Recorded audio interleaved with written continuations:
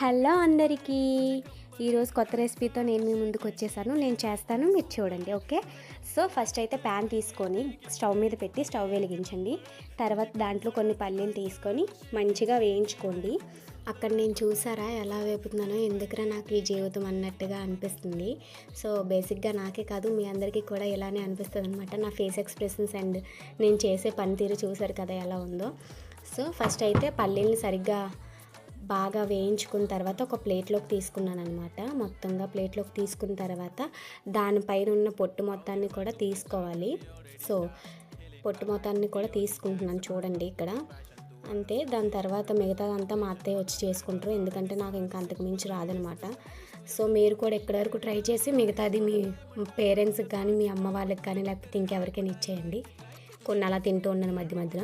So నా videos మీకు ఎవరికైనా నచ్చినట్టయితే please like, share and subscribe. ఉంటా. బాయ్.